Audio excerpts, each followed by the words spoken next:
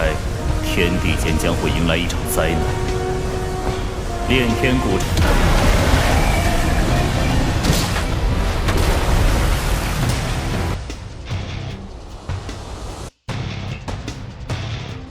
Halo Sobat Sama Kanang, gimana kabarnya? Semoga kalian baik-baik saja ya. Seperti biasa, pada video kali ini kita akan membahas preview cerita Donghua BTTH Flame Emperor episode ke-61, yang dimana pada episode sebelumnya, Xiaoyan melancarkan serangan penentunya dengan teratai pemusnahan yang dipadukan dengan 23 api surgawi, kekuatan jiwa, kekuatan spiritual, dan jimat pemakan jiwa. Sementara itu, Mu Feng dan Mu Yingjing mempertaruhkan nyawa untuk menahan serangan Yin Xie, agar Xiaoyan punya waktu menyelesaikan jurusnya. Saat pertarungan mencapai puncak, Yin Xie mengeluarkan zirah kaisar hantu dan pedang neter yang legendaris. Tebasan pamungkasnya sempat menghancurkan lapisan luar teratai pemusnahan, tetapi itu ternyata hanya jebakan. Inti teratai yang menyimpan kekuatan jimat pemakan jiwa meledak tepat di hadapan Yin Xie, menghancurkan pertahanannya dan menewaskan kaisar hantu kembar yang selama ribuan tahun menjadi mimpi buruk Tiga Langit Agung. Namun kemenangan itu belum benar-benar selesai. Sosok misterius bernama Yu Quan tiba-tiba muncul, melahap sisa jiwa Yin Xie demi memperoleh kekuatannya, lalu kabur bersama Hong Ye setelah menghancurkan ruang hutan mayat Yin. Meski gagal mencegah pelarian mereka, Xiaoyan berhasil menciptakan rekor luar biasa dengan mengalahkan musuh setara Dou di bintang 8 meski dirinya hanya berada di tingkat Dou di bintang 4. Kompetisi pun resmi berakhir dan nama Xiaoyan menjadi pusat perhatian seluruh peserta. Dan itu merupakan inti cerita pada cerita sebelumnya. Kalau begitu, sekarang langsung saja kita masuk ke bagian cerita terbaru.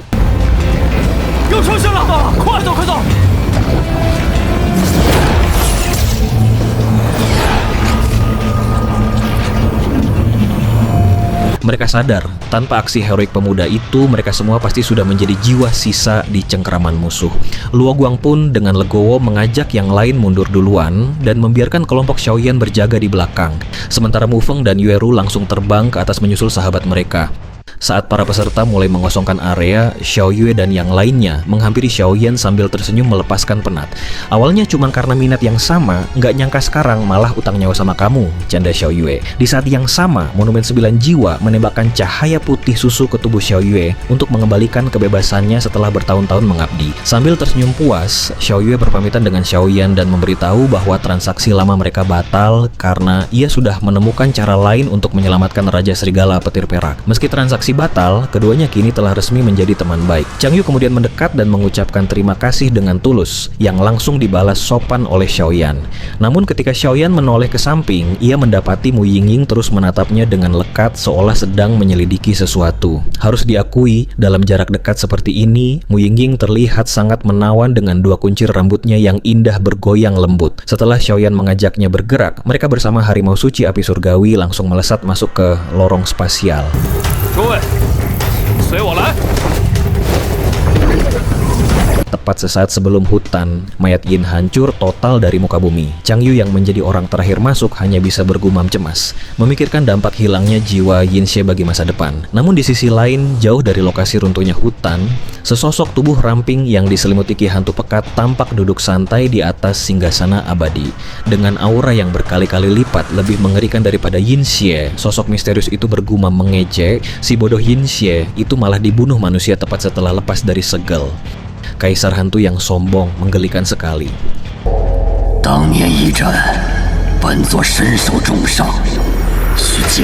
Di dalam lorong ruang angkasa yang gelap, Xiaoyan akhirnya bisa menghela napas lega setelah kompetisi perebutan poin yang menyebalkan itu usai.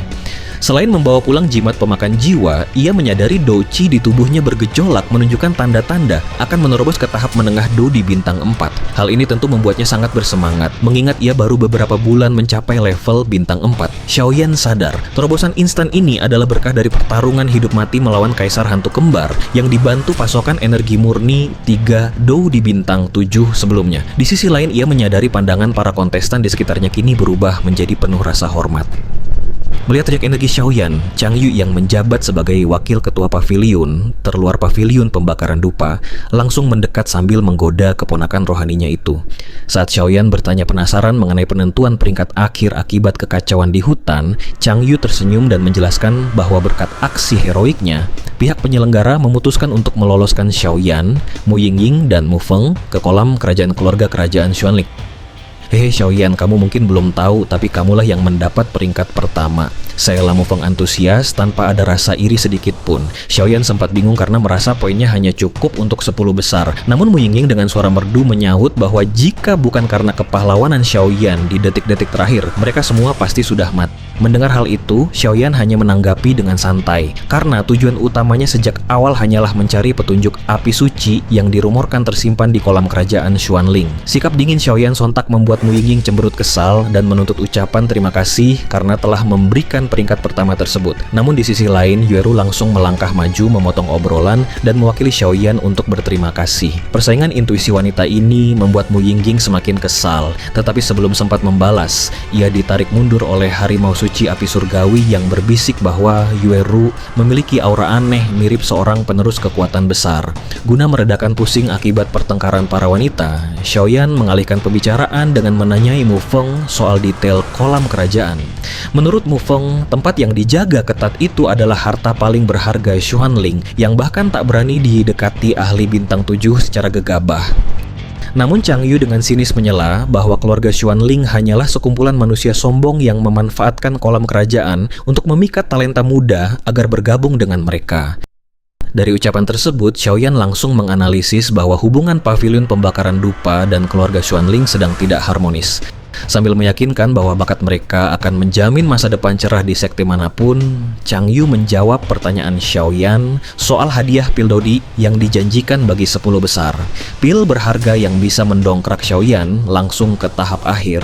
Bintang 4 itu baru akan dibagikan setelah mereka resmi bergabung dengan sebuah sekte di puncak gunung nanti. Begitu gerbang cahaya di ujung lorong spasial mulai terlihat, sebuah transmisi suara rahasia dari Chang Yu mendadak terngiang di benak Xiaoyan. Berhati-hatilah terhadap keluarga kerajaan Xuanling dan Solomon.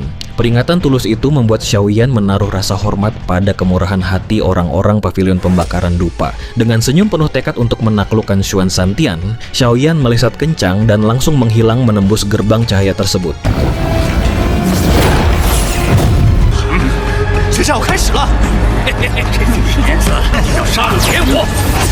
Ratusan anak tangga batu membentang terang dari kaki gunung menuju puncak yang diselimuti aura-aura kuat. Di jalur pendakian ini, para peserta kompetisi berjalan beriringan untuk memilih sekte bernaung. Di antara mereka, Xiaoyan yang memikul penggaris berat melangkah perlahan didampingi Mu Yingying, Yueru, dan Mu Feng. Saat Yueru menyadari absennya dua sosok kuat, Mu Yingying menjelaskan bahwa Monumen 9 Jiwa pergi memburu sisa jiwa Yinxie yang hilang, sedangkan Harimau Suci Api Surgawi pergi mencari pengalaman. Xiaoyan sendiri tidak heran, namun ia tetap penasaran mengapa Harimau Suci sangat tunduk pada api biru milik Mu Yingying yang ia tahu bukan api suci, sementara mengabaikan dirinya sepenuhnya. Di sisi lain, roh api Little Yi kini tidak bisa lagi masuk ke kristal Nuan karena telah berevolusi menjadi pemuda berwujud nyata dengan kekuatan Dodi bintang 7 awal. Namun, demi taktik, Xiaoyan menyuruhnya menyembunyikan kekuatannya di level bintang 5 saja saat mengawal dirinya. Ketika Mu Feng memperingatkan tentang buruknya reputasi keluarga kerajaan Xuanling dan Solomon, Xiaoyan menjawab acuh tak acuh tanpa menoleh pavilion Ventian. Jawaban mantap ini seketika membuat Mu Yingying terdiam dan berpikir keras. Sementara kelompok Xiaoyan mendaki di bawah tatapan penuh rasa hormat dari kontestan lain, situasi di puncak gunung yang berkabut justru memanas. Berita bahwa seorang pemuda bernama Xiaoyan berhasil membantai kaisar hantu kembar bintang 8 langsung mengguncang para petinggi sekte. Melihat kedatangan para genius, utusan ke-12 dari sekte Solomon mengejek dengan nada meremehkan. Hehe, aku penasaran apakah pavilion Ventianmu kali ini tidak akan ada yang bergabung lagi seperti terakhir kali. Mendengar sindiran itu, Chang Yu yang mewakili pavilion Ventian langsung naik pitam dan membalas tanpa ampun. Ia menegaskan bahwa seorang penjaga gerbang peringkat 12 dari Solomon tidak selevel untuk mendebatnya karena hanya 3 pemimpin teratas Solomon yang layak bersaing dengannya. Terpojok oleh perbedaan kekuatan, utusan kurus itu hanya bisa mengepalkan tinju menahan amarah. Melihat pertikaian yang makin meruncing, perwakilan dari sekte 10.000 pedang yang duduk di kursi utama akhirnya menengahi perdebatan. Dengan 2 pedang kristal giok di punggung dan kekuatan yang setara dengan kaisar hantu kembar, wibawanya langsung membungkam Chang Yu dan utusan Solomon. Sekte 10.000 pedang sendiri diakui sebagai pemimpin dari 9 sekte super besar di Xuan Santian. Di wilayah ini, hukum rimba berlaku sangat ketat. Keluarga kerajaan Xuanling hanya mengizinkan adanya 9 sekte super untuk menguasai 9 pegunungan dengan energi kaisar yang melimpah. 比试即刻开始。原来这就是先天强者，总有一天，要子，那又怎样？ Setiap 10 tahun sekali, diadakan kompetisi akbar antar sekte untuk menguji kekuatan generasi muda sekaligus menyaring sekte yang tidak kompeten. Saat ini masih tersisa waktu 8 tahun lagi sebelum kompetisi besar itu digelar, membuat perekrutan murid berbakat kali ini menjadi penentu hidup dan mati bagi kejayaan sekte-sekte tersebut di masa depan. Begitu menjejakkan kaki di puncak gunung, Xiaoyan dan kelompoknya disambut oleh puluhan sosok kuat yang telah menunggu berhari-hari. Bersama Luo Guang dan peserta 10 besar lainnya, total ada 15 orang jenius yang berkumpul di tanah. Sementara itu, para utusan dari 9 sekte super besar tampak berjalan anggun di udara. Xiaoyan pun bergumam kagum menyadari betapa tak terduganya kekuatan mereka. Di udara, para utusan mulai saling mengukur bakat para pendatang baru. Wanita anggun utusan Istana Cinta Absolut memuji potensi para genius tahun ini. Di sisi lain, seorang tetua berjubah alkemis mahal dari Lembah Pil menyahut dengan tawa puas. Lembah Pil yang kini menjadi satu kesatuan memang sangat disegani karena dihuni para alkemis kaya raya yang memiliki karisma kuat untuk memanggil pelindung tangguh serta kemampuan mistis menyempurnakan ramuan dewa. Seorang pria bermata tajam dari aula purgatori mengamati Xiaoyan lekat-lekat. Ia sangat puas mendeteksi niat membunuh tak terlihat dari sang juara, menandakan Xiaoyan bukanlah bunga rumah kaca yang manja. Ia pun bertekad membawa Xiaoyan ke sektenya karena terbiasa menghadapi entitas iblis dan hantu. Tetua Lembah Pil juga membidik Xiaoyan setelah mendeteksi kekuatan jiwa pemuda itu yang luar biasa luas untuk ukuran alkemis. Di sisi lain, seorang wanita cantik dari sekte bunga segudang tersenyum menatap Mu Yingying si gadis kuncir kembar, berharap ia bisa membangkitkan sekte mereka yang telah lama sepi pada kompetisi besar nanti. Melihat para utusan saling mengincar, Chang Yu mengumpat pelan dalam hati karena tahu betapa liciknya rubah-rubah tua ini. Di sisi lain, utusan Solomon diam-diam menyimpan dendam kesumat dan berniat membalas kematian kaisar hantu kembar kepada kelompok Xiaoyan di masa depan. Namun, atmosfer mendadak menegang ketika ruang hampa di samping utusan Solomon bergejolak hebat memunculkan sesosok pria berjubah naga mewah.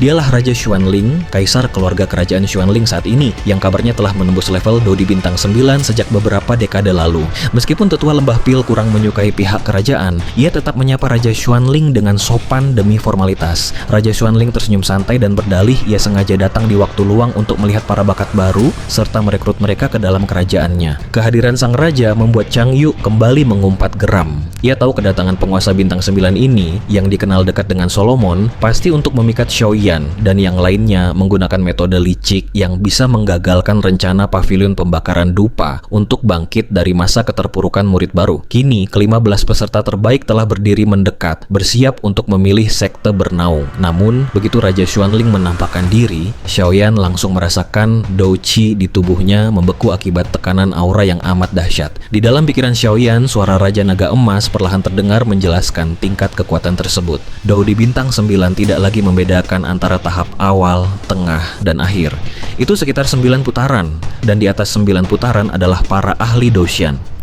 Namun di sisi lain, Raja Naga Emas menambahkan dengan volume yang sangat pelan bahwa ia mendeteksi aroma samar Holy Flame, api suci, yang aneh mengalir di dalam aura megah milik Raja Xuanling. Tak lama setelah itu, apakah semua orang sudah berkumpul? Tanya Raja Xuanling santai, yang langsung diiyakan oleh utusan Solomon. Di hadapan ratusan kontestan yang mendongak takjub, seorang pria tampan maju mengumumkan dimulainya pemilihan sekte Xuan Santian. Ia menjabarkan 9 sekte super, Pavilion Feng Xiang, Pavilion Wanhua, Aula Desolate Kuno, Aula Api Penyucian, Purgatory, Solomon, Puppet Manor, Pil Valley, Istana Tanpa Hati, Heartless Palace, dan sekte 10.000 pedang. Di luar itu, ada juga sekte kuat lain seperti Lembah Nightmare, Lembah Stargazing, Sekte Racun, Sekte Dewa Pedang, dan Aliran Ming. Begitu pengumuman selesai, seorang pria bermata malas yang merupakan peringkat ke-100 maju dengan antusias. Ia bertanya dengan hormat apakah boleh bergabung dengan keluarga kerajaan Xuanling. Melihat kekuatannya yang berada di level Dodi Bintang 4 tengah, Raja Xuanling tersenyum ramah lalu mengirimkan seberkas cahaya yang langsung menarik pria itu ke barisannya. Di sisi lain, utusan Solomon memuji awal yang bagus ini, sementara Chang Yu hanya bisa menggelengkan kepala dalam hati. Ia menyadari Pavilion Feng Xiangnya selalu paling sepi peminat karena hanya fokus pada ketenangan mental, kalah pamor dibanding sekte lain yang menawarkan sumber daya melimpah atau teknik tempur yang instan. 不成，愿追随道兄慨然赴死。不是你们天域宗正派之宝吗？ Satu persatu kontestan mulai menentukan pilihan hidup mereka. Seorang wanita anggun memilih bergabung dengan Paviliun Wanhua. Seorang pria berjubah alkemis mantap memilih Lembah Pil sebagai rumah terbaiknya. Di sisi lain, seorang pria bermata garang yang orang tuanya dibantai hantu memilih aula api penyucian demi membalas dendam. Pilihan berani ini langsung disambut tawa bangga oleh utusannya yang memuji jalan hidup ekstrem demi kedamaian dunia. Sementara itu, seorang wanita yang didera patah hati hebat mendaftarkan diri ke istana tanpa hati demi melupakan cinta fana. Sang utusan langsung menyelimutinya dengan cahaya putih penenang jiwa. Selanjutnya, seorang pria bermodal boneka. Di punggungnya memilih Papet Manor karena sadar bakat douchinya biasa saja, sedangkan pria lain yang mengincar ilmu pedang tertinggi bergabung ke sekte 10.000 pedang. Seorang buronan wanita kurus yang trauma karena hampir diperkosa, ayah tirinya memilih Solomon yang langsung menerimanya dengan tangan terbuka sebagai keluarga baru. Kejutan terjadi saat seorang pria kekar bertekad membuktikan diri meski tidak bisa mengkultivasi douchi sejak kecil. Dengan penuh semangat, ia memilih bergabung dengan Aula Desolate kuno. Namun, sesaat sebelum pergi, pria kekar itu berbalik dan berteriak lantang, "Xiaoyan, aku pasti akan melampauimu." Mendengar teriakan yang bergetar penuh kekuatan aneh tersebut, Raja Naga Emas di dalam cincin segera berbisik kepada Xiaoyan bahwa pemuda kekar bernama Du Chun itu menyimpan rahasia besar yang tidak biasa. Setelah Yueru mengonfirmasi namanya, Xiaoyan bergumam pelan sambil menatap sosok Du Chun yang menjauh, merasa sangat yakin bahwa pria kekar itu adalah seseorang yang ditakdirkan untuk melakukan hal-hal besar di masa depan. Satu persatu kontestan di tanah terus memilih sekte mereka hingga menyisakan angka 2 digit yang merupakan kelompok terbaik. Di langit, keluarga kerajaan Xuanling dan Lembah Pil menjadi sekte yang paling banyak menampung murid baru karena satu sekte menguasai finansial besar, sedangkan yang lain mengumpulkan para alkemis. Namun di sisi lain, Paviliun Pembakaran Dupa pimpinan Chang Yu tampak sangat sepi karena baru berhasil merekrut 5 murid saja. Melihat pemandangan itu, utusan Solomon langsung mengejek Chang Yu bahwa Paviliun Pembakaran Dupa tampaknya tidak akan bisa menembus angka 2 digit tahun ini. Tawa mengejek dari pengikut Solomon pun sempat membuat beberapa murid baru di belakang Chang Yu ragu dan berniat pindah sekte. Namun, Chang Yu langsung membungkam ejekan itu dengan raungan marahnya. Di tanah, Xiaoyan yang mengamati situasi menggunakan kekuatan jiwanya bergumam bahwa Paviliun Pembakaran Dupa memang sedang dalam posisi lemah serta bermusuhan dengan Solomon dan keluarga Xuanling. Tak lama kemudian, Luo Guang, si ahli Dou di bintang 4 akhir berdarah bumi dengan pertahanan luar biasa, maju dan mantap memilih bergabung dengan Paviliun Pembakaran Dupa. Kehadirannya membuat Chang Yu sangat gembira hingga mengucapkan kata bagus 3 kali berturut-turut. Meskipun utusan Solomon sempat menyela dan memprovokasi agar Luo Guang pindah ke istana Desolate kuno demi mencocokkan atribut buminya, Luo Guang dengan jujur dan santai menolak tawaran itu lalu berjalan ke belakang Chang Yu. Bersama wanita peringkat kedua yang menjadi rekannya saat di hutan, penambahan Luo Guang otomatis mendongkrak pengaruh Paviliun Pembakaran Dupa. Kejutan berikutnya datang ketika seorang wanita dengan ular kecil melingkar di tangannya perlahan melangkah maju.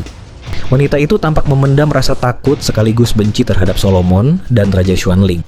Namun di sisi lain, begitu wanita bernama Ludi, ahli Dou di bintang 4 akhir yang pernah mengejar Xiaoyan di hutan, ini muncul. Raja Xuanling yang tadinya bermalas-malasan langsung menatapnya tajam dengan raut terkejut. Bersamaan dengan itu, Xiaoyan merasakan gejolak halus yang sangat akrab di dalam aliran darahnya. Sebagai pemilik darah murni keluarga Xiao, getaran aneh ini hanya mengarah pada satu hal, sisa kekuatan darah Medusa akibat hubungannya dengan Cailin. Seketika pupil mata Xiaoyan menyipit kaget dan batinnya berseru cemas, "Cailin, apa kamu di sini?" sambil terus menatap Ludi. Saat Ludi mengumumkan bahwa ia memilih bergabung dengan Paviliun Pembakaran Dupa, utusan Solomon kembali berulah dengan menyindir bahwa sekte Chang Yu bukankah biasanya hanya menerima murid perempuan. Chang Yu pun membalas dengan ketus hingga membuat utusan Solomon bungkam kesal. Namun di saat Chang Yu menyuruh Ludi naik, pupil mata Raja Xuanling mendadak berubah kemerahan, disertai pancaran niat membunuh yang pekat. Chang Yu yang merasakan bahaya langsung melepaskan auranya untuk menahan tekanan dahsyat sang raja. Raja Xuanling kemudian berteriak menginterogasi Ludi. "Kamu berasal dari garis keturunan gurun Medusa di bagian timur benua Xuanling saya, bukan? Apa niatmu menyusup ke sekte manusia kita? Bicaralah, jika tidak, mati." Tekanan aura Dou di bintang 9 yang dilepaskan Raja Xuanling seketika membuat para ahli sekte lain di udara terdiam maklum.